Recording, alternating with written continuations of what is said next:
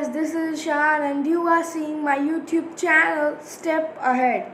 So guys, today's video will be totally nature loving because today we are talking about plant tissues. So guys, please watch this video till the end because I will give you some important points also related to this chapter in the last. So guys, without wasting our time, let's start with our topic.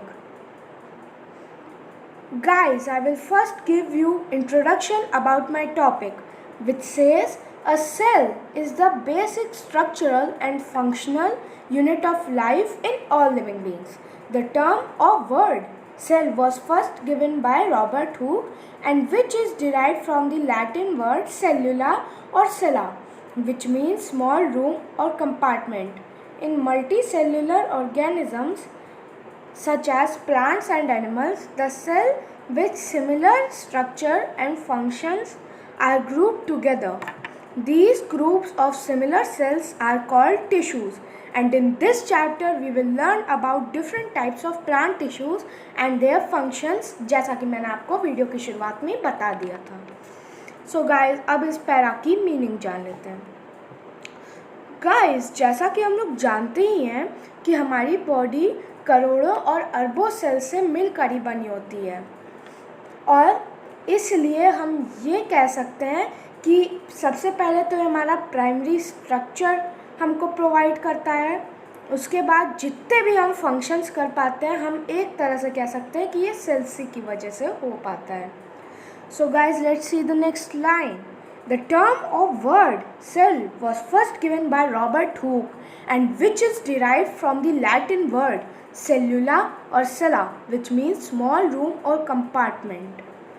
So guys, इस line का मतलब यह है कि जो cell word है उसको cell नाम रॉबर्ट हुक ने दिया था.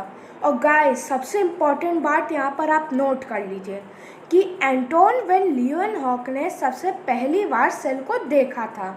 उसको कोई नाम नहीं दिया था और रॉबर्ट हुक ने उसे ऑब्जर्व किया और उसे नाम दिया सेल. और जो सेल नाम है वो एक लैटिन वर्ड से डिराइव्ड है जो कि है सेलुला और सेला, which means small room or compartment. Let's see the next line. In multicellular organisms such as plants and animals, the cells with similar structure and functions are grouped together. These groups of similar cells are called tissues. मतलब कि जो multicellular organisms होते हैं, मतलब कि जिसमें बहुत सारे सेल्स जुड़ा होता है, उन्हें हम कहते हैं मल्टी सेलुलर ऑर्गेनिज्म. सबसे पहली बात तो यही जान लीजिए, जैसे कि प्लांट्स होते हैं और एनिमल्स होते हैं. तो जो सेल होते हैं वो सिमिलर स्ट्रक्चर एंड फंक्शंस वाले जो सेल होते हैं वो टुगेदर ग्रुप हो जाते हैं, जिन्हें हम जानते हैं टिश्यूज़ के नाम से. So guys, in this chapter also we will learn about plant tissues and their functions. So guys, without wasting our time, let's start with our questions. The first question is, the plant tissues are divided into two types on which criteria? Let's see its answer. Plant tissues are divided into two types on the criteria of the stages of development of their cells. मतलब कि जो plant tissues हैं वो two types में divided हैं उनके sales के development के अनुसार. Let's see the next question. What are the two types of plant tissues? Its answer is the two types of plant tissues are meristematic tissue and permanent tissue. Let's see the next question. What do we say when the embryo in a seed begin to grow? Let's see its answer. When an embryo begins to grow from a seed, we say that the seed is germinating. मतलब कि जब भी seed को उसको जितना भी चाहिए water, sunlight, carbon dioxide, जब सब उसको मिलती रहे तब वो स्टार्ट होता है जर्मिनेटिंग करना. Let's see the next question.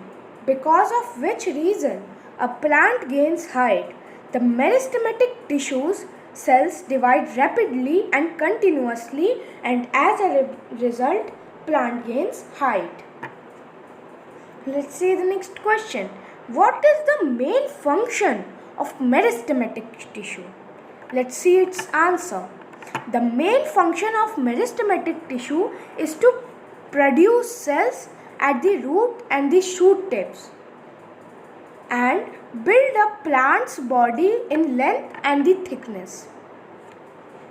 मतलब कि जो मेन फंक्शन होता है मेरिस्टेमेटिक टिश्यू का वो है कि अपने सेल्स, जैसा कि हम लोग जानते हैं कि वो सारे सेल्स उसके बहुत ही रैपिडली डिवाइड होते रहते हैं, तो वो सारे सेल्स वो रूट और शूट टिप्स को प्रोवाइड कर देता है, जिससे कि प्लांट की ग्रोथ होती है लेंथ और थिकनेस में. Let's see the next question. What are the main characteristics of meristematic tissue? Let's see its answer. The main characteristics of meristematic tissue are as follows. The cells are in small size. Cell wall is thin. Nuclei are prominent and vacuoles are mostly absent. The cells actively divide to form new cells. Let's see the next question. The meristematic tissue are divided into two types on which criteria? Depending on the location in the plant body, meristematic tissue are divided into two types. मतलब जो भी meristematic tissue अपने plant के body में जो भी location पे हैं उस हिसाब से मेरिस्टेमेटिक टिश्यू डिवाइड होते हैं. Let's see the next question. What are the two types of meristematic tissue? Let's see its answer. The two types of meristematic tissues are apical meristematic tissue and lateral meristematic tissue. Let's see the next question. Define apical meristematic tissue. Apical meristematic tissue are present at the root and the shoot tips. It increases the length of the plant. जैसा कि हम लोग पहले से ही जानते हैं कि उनका क्राइटेरिया यही था कि वो प्लांट बॉडी में किस लोकेशन पे प्रेजेंट है. तो एपिकल मेरिस्टेमेटिक टिश्यू रूट और शूट टिप्स पे प्रेजेंट होता है, जिसका काम होता है प्लांट का लेंथ बढ़ाना. Let's see the next question. Define lateral meristematic tissue. Let's see its answer. The lateral meristematic tissues are also known as the cambium. So guys, सबसे पहली बात तो आप यही जान लीजिए कि जो लैटरल मेरिस्टेमेटिक टिश्यूज़ होते हैं उन्हें हम कैम्बियम के नाम से भी जानते हैं. Let's see the remaining para. The tree gains thickness due to the lateral meristematic tissues present on the lateral sides of the roots and the stem. It is responsible for the increase in thickness of the roots and the stem. तो जो remaining para की meaning है वो है कि जो tree होता है उसके स्टेम और रूट्स बहुत ज़्यादा मोटे हो जाते हैं, जैसा कि आप लोग देखे ही होंगे. वो होते हैं लैटरल मेरिस्टेमेटिक टिश्यूज़ की वजह से. जो लैटरल मेरिस्टेमेटिक टिश्यूज़ हैं वो लैटरल साइड यानी कि आउटर साइड ऑफ स्टेम और रूट पे प्रेजेंट होते हैं. इसी वजह से वो प्लांट ट्री जब होता है, ट्री में जब ग्रोथ करता है तब उसके स्टेम्स और रूट्स बहुत ज़्यादा मोटे हो जाते हैं. Let's see the permanent tissue. Let's see the introduction of the permanent tissues first, which says the cell formed by the division of meristematic tissues elongate and on maturity get differentiated to perform specific functions. These cells do not divide further, hence they are called permanent tissues. Its meaning is जो sales होते हैं meristematic tissues के, जैसा कि हम लोग जानते हैं बहुत रैपिडली डिवाइड होते हैं और बाद में चल के वही सेल्स एलोंगेट और जब मैच्योर हो जाते हैं तो डिफ्रेंशिएट हो जाते हैं सब. टू परफॉर्म स्पेसिफिक फंक्शंस, मतलब अपने अपने स्पेसिफिक पर्टिकुलर फंक्शंस को परफॉर्म करने के लिए। और जो परमानेंट टिश्यूज़ होते हैं वो उसके सेल्स और ज़्यादा डिवाइड नहीं होते हैं, मतलब और ज़्यादा फर्दर डिवाइड नहीं होते हैं, hence they are called permanent tissue, इसीलिए वो परमानेंट टिश्यू कहलाते हैं। Let's see its question, what are the two types of permanent tissues? Let's see its answer. The two types of permanent tissues are simple permanent tissues that provide support and protection, and the second tissue is complex permanent tissues which conducts nutrients and water. Let's see the next question. Define simple permanent tissue. Simple permanent tissue is composed of cells that are structurally and functionally similar. This tissue provides protection and can be further classified into two types, protective tissues and supporting tissues. और इस answer का मतलब ये है, जो simple permanent tissue होते हैं वो सेल्स उन सेल्स से कंपोज होते हैं जो स्ट्रक्चरली और फंक्शनली दोनों टाइप से सिमिलर रहते हैं। This tissue provide support and protection and can be further classified into two types, मतलब जो ये टिश्यूज़ होते हैं वो सपोर्ट और प्रोटेक्शन देते हैं और फर्दर क्लासिफाई हो सकते हैं प्रोटेक्टिव टिश्यूज़ और सपोर्टिंग टिश्यूज़ के रूप में।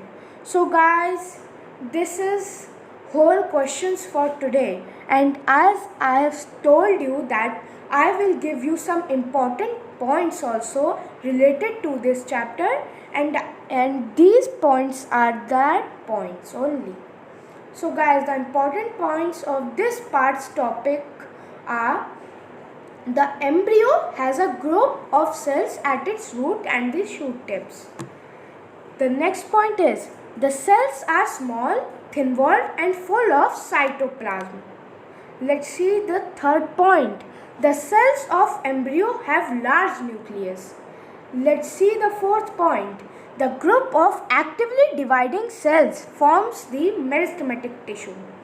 Let's see the fifth point. The tissue is found in all growing part of the plant where growth in length and thickness of plant occurs, मतलब जो tissue होते हैं वो सारे growing part of the plant में present होते हैं where growth in length and thickness of plant occur. Let's see the sixth point. Root and shoot tips contain meristematic tissue. Let's see the seventh point. Permanent tissue comprises cells in which growth has either stopped or for the time being. मतलब जो permanent tissue होते हैं वो ऐसे sales comprise करते हैं जिनमें growth या तो पूरी तरह से स्टॉप हो गई है या तो टाइम बीइंग पे है, मतलब अपने टाइम इंटरवल पे वो डिवाइड होते रहते हैं. So guys, this is whole video for today, और आपको इसका सेकेंड पार्ट भी जल्द ही मिल जाएगा. Till then keep watching, stay home, stay safe, और please like share subscribe my channel, और बेल आइकन तो बिल्कुल भी ना बजाना भूलिएगा. जय हिंद, जय भारत.